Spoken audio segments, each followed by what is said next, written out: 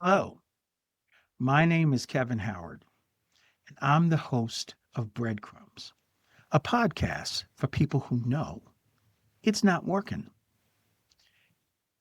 In this episode, I am going to focus our attention.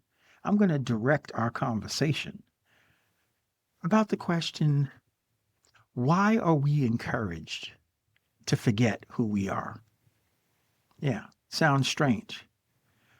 Why are we encouraged to forget who we are? Well, it started from birth. It started from the first stories we heard about ourselves and our existence. Before we get into that story and before we go down that journey path, let me just review really quickly how we're going to approach this conversation. Because again, another sensitive topic. I'm talking about why we have been encouraged to forget who we are. So you may be hearing that and saying, well, first and foremost, I haven't forgotten who I am. Maybe you have forgotten who you are, Kevin, but I haven't. Okay, well, we'll see about that. But the point is in order to have that sensitive conversation, something as personal as whether or not you have forgotten who you are, right? We have to have a basis by which to proceed. I am not coming to you today as some authority, some scholar, some philosopher, some theologian. No, I'm coming to you as your neighbor. Really, not as an expert. Tomorrow, I celebrate my 60th birthday. And I just want you to know I have lived through a series of experiences that you have lived through, that maybe your parents have lived through, that certainly your children, if you have them, have lived through. And we can use those shared experiences, those of us who have grown up here in the United States, as I have, we can use those shared experiences and we can use our shared humanity. There are so many things about you and I, about each of us, that are identical, that we share. We breathe the same air. We require clean, fresh water. We require nutrient food. So many of the desires that define our lives are similar. We want safety and security for ourselves and the people in our lives, our loved ones, our children, our family, our friends, our nation, hopefully our world. Who amongst us doesn't want a future that's better for their children and their families' children and so forth? Okay. So there's all these shared values, shared experiences, shared realities as fellow humans that we can draw on to have this difficult conversation about why we are encouraged to forget who we are. So, what I'm going to do is this is what I'm tapping into. And I'm going to be drawing on stories that we've both heard about, values that we both have adopted, accepted, virtues that help define our lives as Americans, right? And I just want you not to believe what I'm saying, but to look into your own life, to look how you perceived these virtues and values, how you perceive these narratives that I'm going to reference, these events that I'm going to reference. And if it resonates to you from your perspective, that what I am saying is true, it's on that basis that you accept it as truth. I am not asking you to trust me. I'm not asking you to believe me. Because what we're doing is we're using our shared experiences as the wellspring, as the basis for us to have a new understanding of, in this case, why we are encouraged to forget who we are. Okay. So now on that basis, I can begin. As I said, from the very first experience that we're conveyed about how we came into this world, the convincing began. So, what is that? We were born. And what was essential about what happened after we were born is that the doctor, the midwife, somebody cut the umbilical cord from us, that held us, that connected us to us and our mother. And in this moment, this first image, we became a separate person. And I'm going to show you over the course of this conversation, our lying eyes started lying to us. Because, yes, absolutely, the cord was cut. We no longer were getting our nutrients from our mother directly.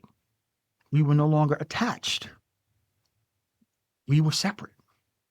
Okay. And from that moment,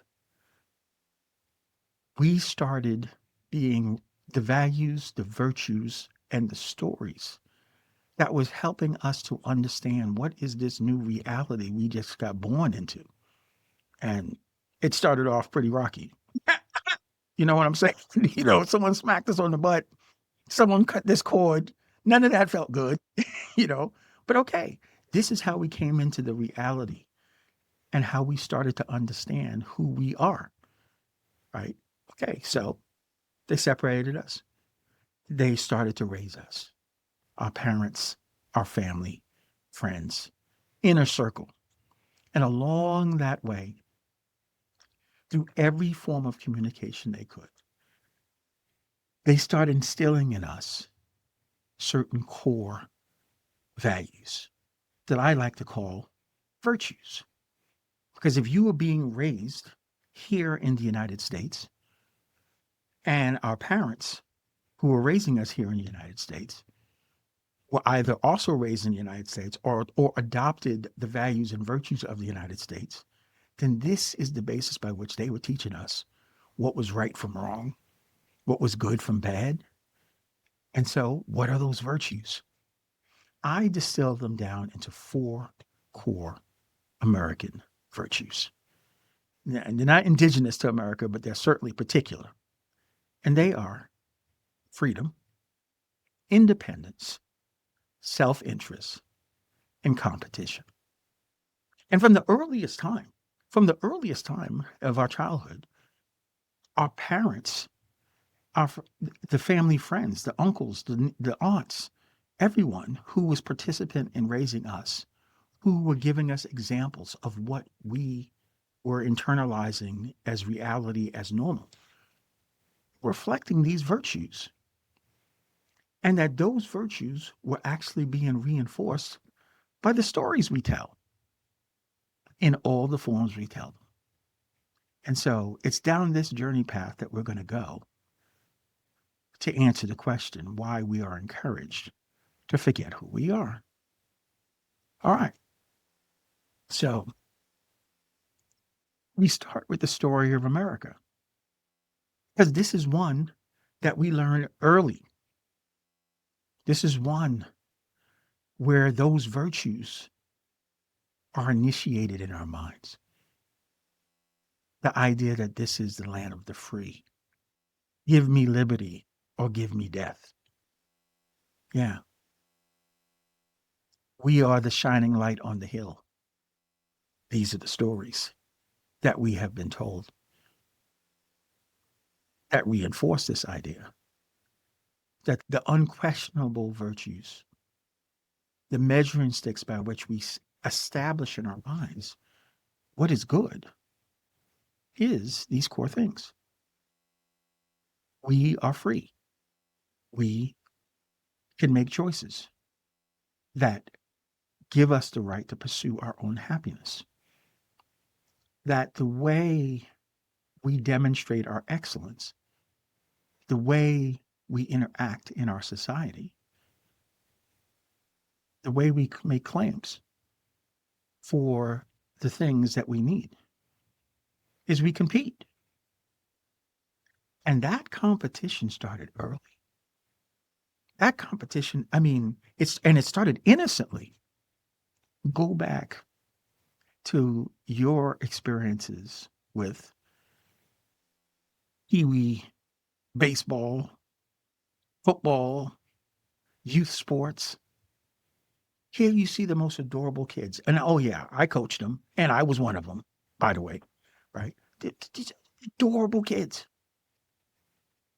playing T-ball, And you got the Brownsville Red Sox playing against the other neighborhood, the Tacoma Yankees, right? And they're just most adorable little 4-year-olds or whatever, but hitting the ball, going station to station. They can't even throw it yet. You know what I'm saying? But what they can see is the Brownsville team has got the red on, and the other team has the pinstripes on. And you know who your team is based on the fact that you have the pinstripes on and your team has the pinstripes on. And if they don't have the pinstripes on, they're not your team. So even in a context where we're not even keeping score, we are already learning to identify by the uniforms we wear. And it builds slowly from there. So by the time you get into, let's say, high school sports, now the competition is getting much more serious because we actually score very intensely. Oh, we started before this, but this is where this is going to start to lead to whether or not this could be how you make your money. This could be how you go to college. Once you get into high school, this is the proving grounds. This is where the competition becomes much more real and much more tangible. And yet the virtue is still the same. If you work hard, if you dedicate yourself, if you study, if you perfect your craft, right, you become the winner. Or you participate, you contribute to being on a winning team. Only necessary if everyone on that team is competing and competing hard. You learn to love your team and you learn to not think that much about your opponent. I'm not going to go so as far as say that you learn to hate your opponent, but certainly you have no space in your focus for the well being of your opponent while you're trying to defeat them. You become acclimated with the idea that the purpose of this activity is to win. And that as long as you do it honestly, to the winner goes the spoils. To the winner goes the scholarship to a Division I college. To the winner goes the potential to be drafted into a professional sport that's going to pay you potentially millions of dollars. To the winner go the spoils. Okay, so you have competitive athletics that help us to identify with the winner. Or how about this? Help us to identify with the team based on the uniforms that they wear and encourage us to say, I want to be a winner. So, on that basis alone, my mother, drawing on my experience, and maybe you've heard this before from someone who loves you, the mantra my mother used to tell me when I was a kid is stick with the winners and leave the losers behind. Now, I got to tell you, if you ever met my mother, that is a woman who is just love turbo. She's a mother's mother. She just loves. Okay. And this is her telling me, stick with the winners. Identify with the winners. Associate with the winners and leave the losers behind. Yeah. Because she had been good and socialized within the American context. This notion that a part of who we are is who we associate with. And the lesson we're learning through the virtue of competition is that life is about winners and losers. And if life is about winners and losers, you want to be a winner. And you only want to associate with the winner. So here we are, steeped in the American story, land of the free, home of the brave, shining city on the hill. Okay.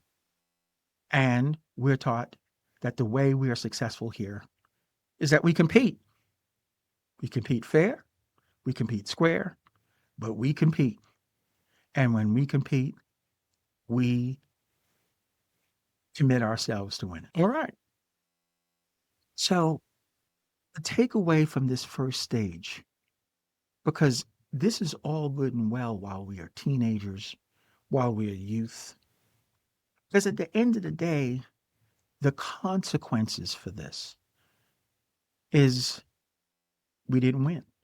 We didn't, our team didn't win. We didn't get the trophy, whatever. Okay.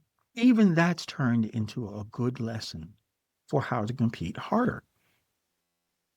And that this is the safe space because the consequences for losing is not yet arrived. Yeah. That becomes the rest of the story when we leave home and we go out into the broader world and we're told it's time to compete here. But this time it counts. Okay. So these are these core virtues that become the measuring sticks by how we enter into our adulthood and how we start building our lives. And so we launch. But the things that really enforce these virtues, freedom, independence, self interest, the pursuit of my own happiness, and competition, are the stories that we are told that help us to understand who we are, that help us to understand who other people are, that help us to understand the world that we live in and our role in it. These narratives, these stories, right, help reinforce those virtues and bring it into our lives and help us to figure out how to navigate, how to build those lives based on those virtues. Okay. And so let's consider the stories we're told in all the ways we're told them. We'll start with the news. The news in America, we have a U.S. Constitution. And in the First Amendment of the U.S. Constitution, we speak of freedom of the press. And the reason why it is such an important fundamental right is because it is through the press that we find out the information we need in order to make informed decisions. Because we live in a participatory democracy, right? This is what America is: government of the people, for the people, by the people. So news has a very high place in American tradition because this is how we find out the information of what's happening. Right? So how are they telling us the news? And how have they been telling us the news over the course of our lives, drawn on this shared experience? Well, it's news by narrative. It is not a dry presentation of just the facts. It is a story that we're going to tell. And we tell it we have a pattern to how these stories are told. So whether we are talking about international news, national news, regional news, state news, local news, right? The presentation of the event that is they're talking about, the narrative, the story relating to that event seems to always be told from the perspective of our team versus their team, our team versus any other team. And so let me give you some examples. See if you recognize them.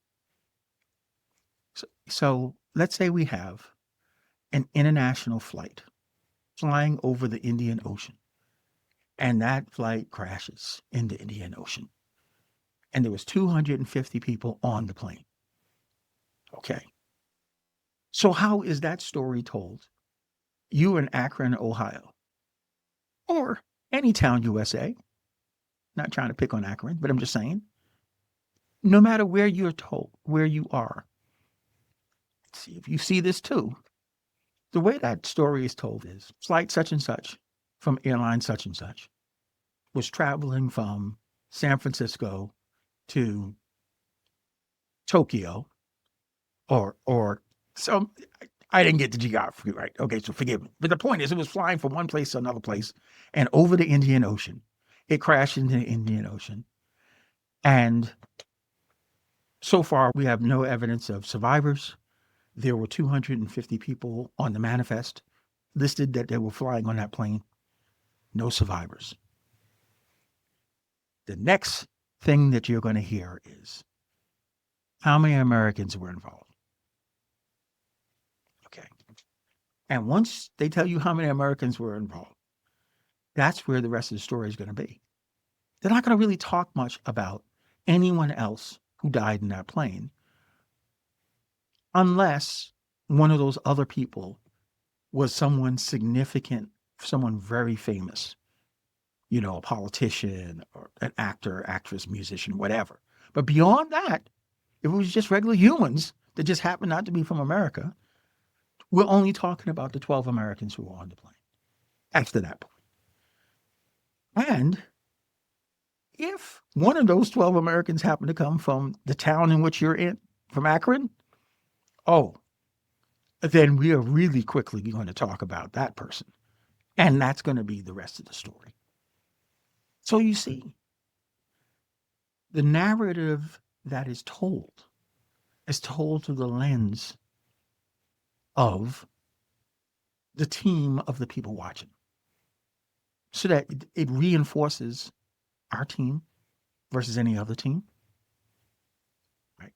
It reinforces the identification that we as listeners have with the person who was affected by the event, so that our understanding is tied to this identification, which is one of the reasons why we're encouraged to forget who we are, because we are practicing identifying by association. Okay? In the same way that we identify based on what team we are playing on, who our teammates are, so we become that team, right? We become Team America when it's an international event and Americans got affected. We become Team Akron when it's an American event and someone from Akron got affected. This is how this is reinforced over and over and over again. And so you could see this pattern in how news is told. You see it when our military is in combat somewhere. And, for the last 30-something years, they've been in combat somewhere all the damn time. So when there's casualties, 20 soldiers got killed today. How's that story told? I mean, once again, this is an American story. All the people who died were Americans. So it's going to be largely a function of how many were from Akron. We'll talk about all the soldiers, but if one of them happened to be from Akron, that's going to be the soldier that we talk about. And he was such a good person, and the people who knew him, and we're going to have to interview with the neighbor or the coach or whatever. Because once again, we're reinforcing that we identify that person was on our team, one of the uniforms that we wear. Okay. We are told a persistent story about America's enemies. Again, we're talking about news, which helps us to understand the world. For as long as I've been alive, America has had an enemy. Now, let's take a moment to talk about what an enemy is supposed to be. An enemy is supposed to be, when it comes to an enemy of a nation, is another nation who is threatening, who's presenting a threat, a serious threat to the national security of America. If they're our enemy, they are presenting a serious threat to the national security of America. In other words, they have the capability of destroying America. They have the capability of overturning our government. They have the capability of conquering us. This is what makes them, and they showed intent They don't agree with us. They don't want to negotiate. They don't want to go through diplomacy. They don't want to have good economic trade. They want to fight. Well, okay, that's an enemy. Okay. And for as long as I've been alive, we've had enemies, right?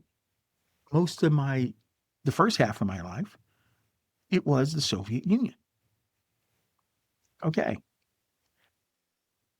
Then within that context, it's been Iran, it's been Iraq, it's been Afghanistan, it's been Russia, it's been China, it's been North Korea. So let's just stop there. Just those series of enemies. Okay. Whenever there's a story about those enemies, right, again, the framing of the story is a continuation of the narrative of why they are our enemy. So I will start with some of the easier ones to deal with, like Iraq. How did Iraq become America's enemy? Because we were told by our government that Iraq possessed weapons of mass destruction, nuclear, biological, or chemical weapons, and that they were developing the ability to be able to project those weapons, and that once they were developing a way to deploy them to attack America, which was the national security threat, and that it was incumbent on us to not wait until they had the capabilities of attacking us. It was incumbent on us to attack them first. So this is how they became our enemy, how we decided to go to war against them. Yes, we did also color that narrative with the idea that they may have had something to do with 9/11. That was also part of the story. Okay. As it turns out, they had nothing to do with 9/11. No evidence has ever come up to suggest they had anything to do with Al Qaeda. But they were our enemy nonetheless. And as the rest of the story came out, they didn't have weapons of mass destruction. Okay.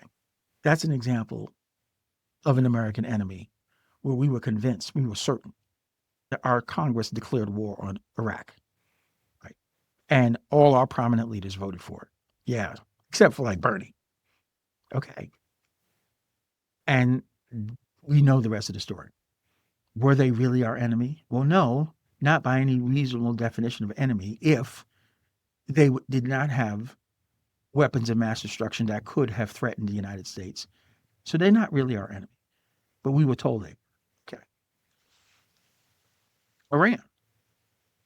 You would be shocked to know that even Obama wind up apologizing to Iran.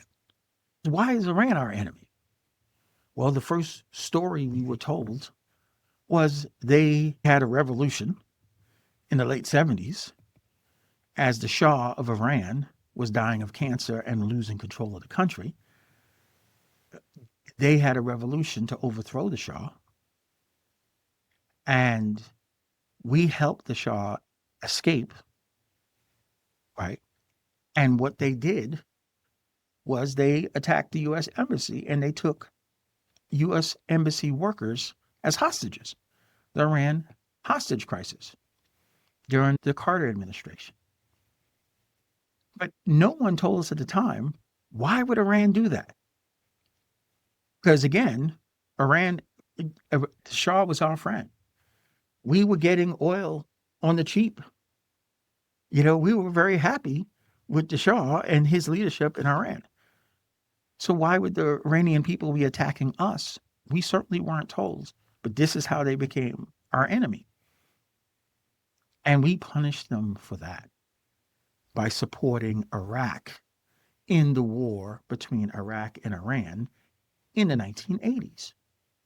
I mean, supported Iraq to the point where we gave them weapons of mass destruction. We actually gave Iraq biological and chemical warfare. So we have video of Rumsfeld acknowledging the support of Iraq as we were giving them weapons of mass destruction to use to kill tens of thousands of Iranians. This was America's punishment of Iran for taking the hostages, the U.S. embassy hostages. And yet, No explanation for why they did it.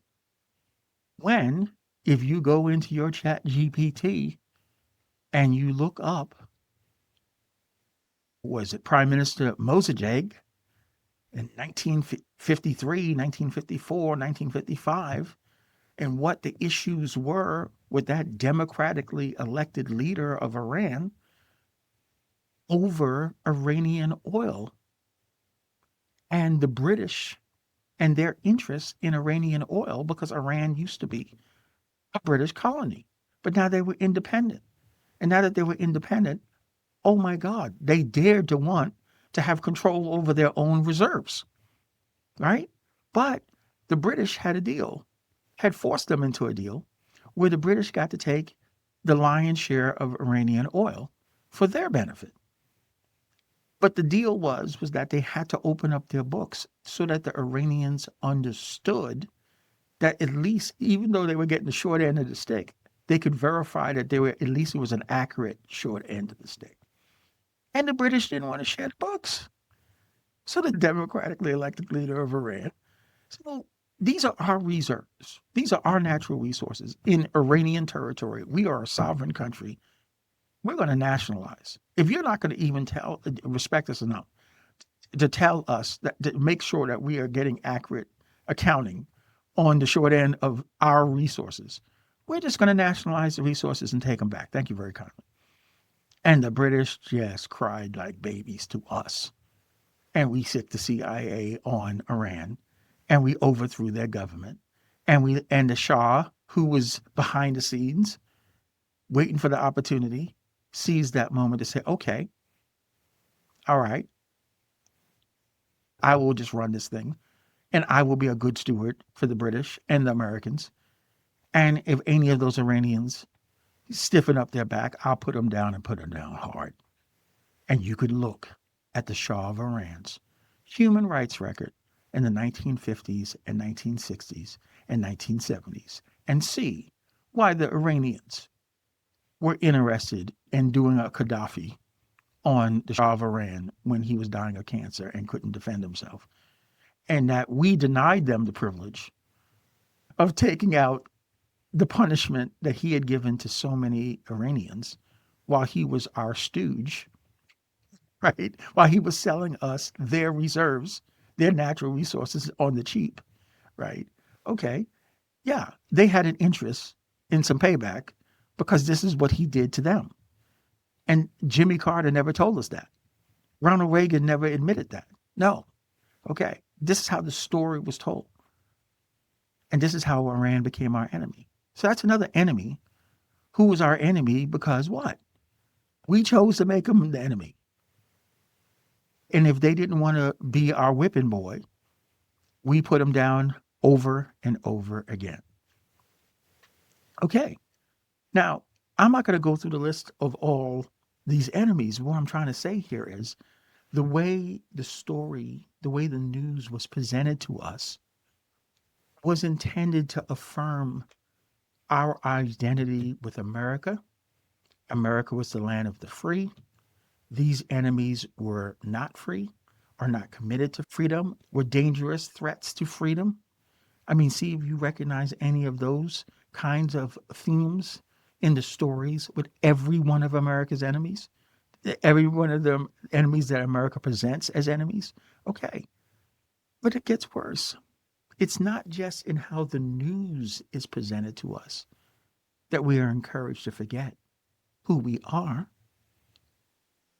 It's how we are marketed to. And this is truly invasive.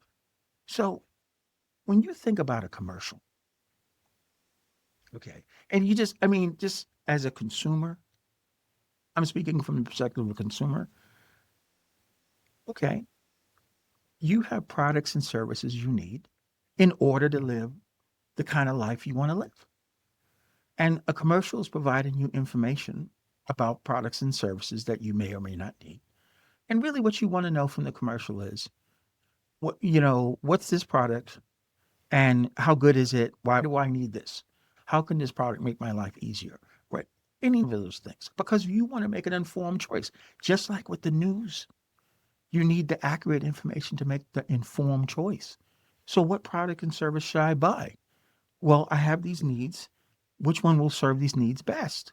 It's a simple transaction.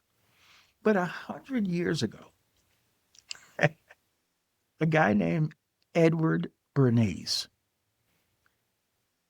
changed the whole game. Yeah. In the 1920s, Edward Bernays is considered the father of public relations, right? Because of the work he did starting in the 1920s. But let me be clear, this man actually wrote the book on propaganda in 1926, 28, excuse me. Go check it out. Right. Okay. Edward Bernays, who by just how does these things happen? Happened to be the nephew of Sigmund Freud, the legendary psychologist, psychoanalyst. How does our minds work? What's our motivations? What is the relevance of sex in the choices we make? Yeah. Human decision making, thought process, and patterns, and all that stuff. Yeah. Sigmund Freud, well, his nephew is over here perfecting propaganda, perfecting how public relations, how corporations should communicate with their customers and the communities they serve, right? To do what? Well, not to just sell us products. No, just selling us products, particularly based on what we need. Well, that wasn't enough business. No. How did we get us not to buy what we need, but to bankrupt ourselves because it's so important that we buy?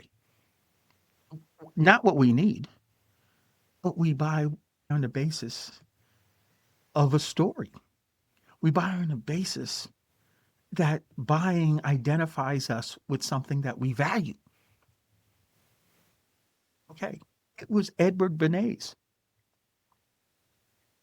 I cannot say this enough. This guy designed programs. He designed, okay, so there was a cigarette manufacturer in the 20s, and they were trying to market to women. And so he set up a parade through New York with these attractive women all smoking during the parade to break the faux pas of the idea of women smoking, to show that no, women who are free, women who could vote, women who are active, women who you want to be like, smoke. And that just broke through. And they sold a whole bunch of cigarettes on that basis. Okay.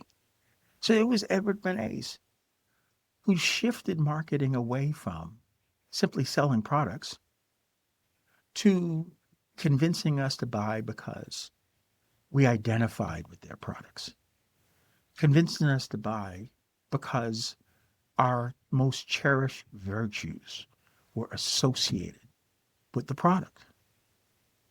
So, if this was a good looking woman and she was standing next to the car, the whole idea was if you are a man and you like the good looking woman and she likes that car, I need to drive that car just in case, right? Whatever, I identify with, that's the kind of woman I want, notwithstanding this woman over here I'm married to, but that's okay. But this is why sex works, right? You put the pretty girl next to the product, and the guy who's making the choice to buy or not is buying that product because he likes that pretty girl. Okay. I mean, this is self evident now. But just imagine from the time you are a child and you can watch TV, that every commercial, because everybody started this back in the 20s and 30s. So by the time we started watching TV, every one of these commercials are using these types of manipulative techniques to get us to consume. So instead of telling us this is why you should buy this product because you have these needs and this product will serve those needs, no, the reason why you should buy this product is because the kind of person you want to be uses this product. Here's this actor who's good looking and famous. Here's this athlete who's good looking and famous. I mean, on and on and on. It's self evident now. But stop for a moment and recognize this is how propaganda works. If you repeat something enough times in enough context to a person, it starts to sink in as this is just true, no matter what it is. And so, what we get in our marketing, how products and services are sold to us, is not based on what we need. It's based on what we'd like to be. And the thing about it is, it's focused on something that we can symbolize that's highly recognizable. And I'll show you right here.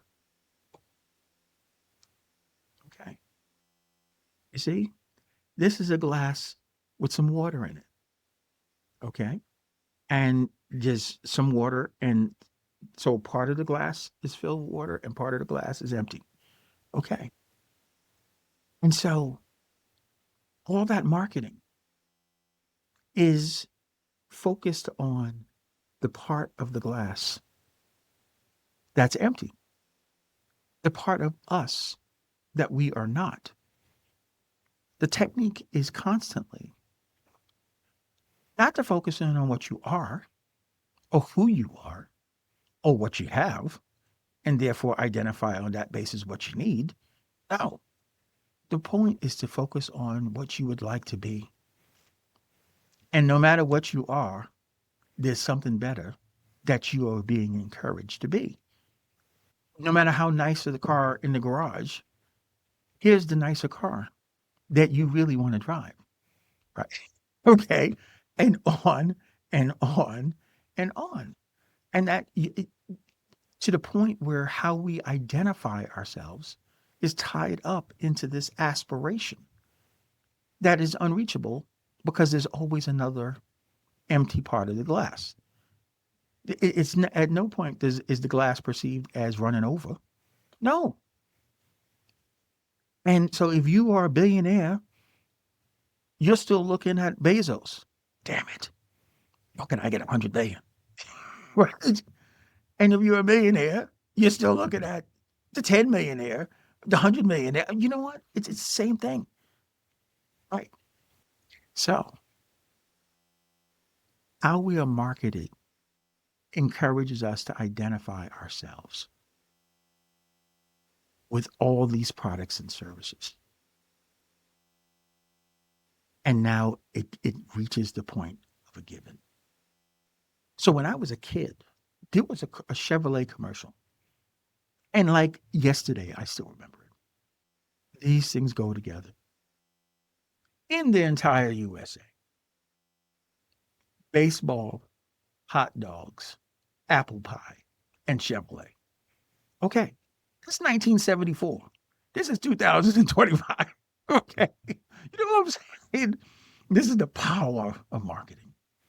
And I know it ain't just me.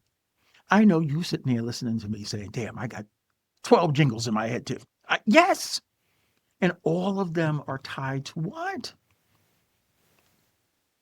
Things that we are encouraged to identify with, that we have been encouraged to value highly, to aspire to be like, to the point where it's literally how we describe ourselves.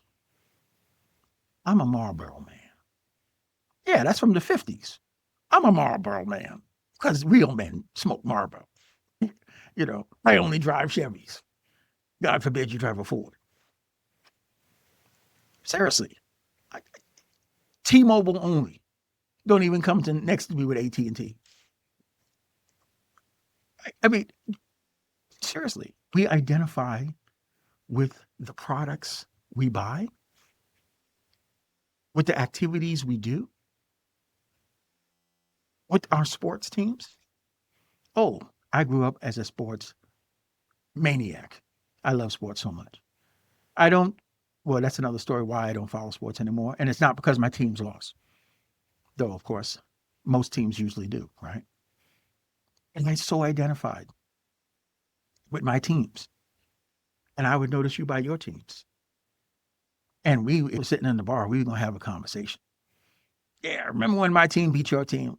What do you mean your team beat my team? Yeah, I know your team beat my team too. Yes, but let's get another drink, right? But I'm a this fan and you're a that fan. No, that's we've come to the point where this kind of manipulation has actually supplanted who we are because we identify ourselves as all these other things. I am an American. Okay. Why? Because I was born here, because I identify that way, because I've been encouraged all my life to identify with being an American, because to be an American is to be a citizen of the greatest country ever. Shining city on the hill, where equality was born. Independence, freedom, self-interest, competition, the pursuit of my own happiness. We hold these truths to be self-evident, that all men are created equal. Yes, America identify with all of that. So therefore, I am an American. So I'm going to ask you, is it really true that we are the products we purchase? Is it really true that we are the country of our birth? Is it really true that we are the people that we vote for? Okay. In my opinion, based on my actual lived experience, based on my exploration, and we've talked about this in episode 2, we talked about who am I? Because after living my life for over 40 years, based on those virtues, understood by those narratives, I built a life that meant nothing to me. And that was the clue that maybe I didn't understand who I was. And what I had discovered in that process is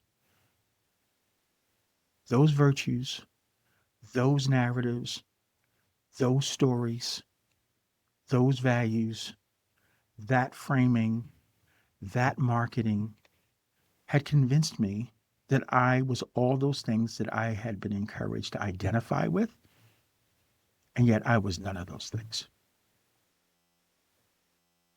Okay. So, breadcrumb for why we are encouraged to forget who we are is who benefits from all that work, all that investment to get us to identify ourselves with these things. Well, it's the people who we're buying the product from.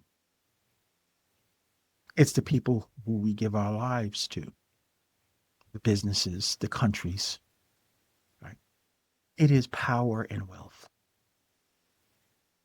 They benefit from convincing us not that we are who we are, but we are here to serve them. To the point where we identify who we are based on our ability to serve them. We take pride in being a Chevy man or a Chevy woman. We take pride in being born an American, right?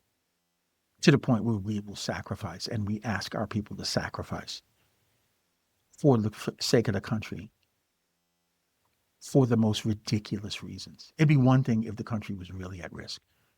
That's what you sacrifice for. No, we sacrifice because what? Lies that make wealth money. See? So that's why we're encouraged to forget who we are, because they can control us that way. Because all our energy then is in serving the role that we've accepted as our own. All the things we identify with. Yeah. And at the same time, unbeknownst to any of us,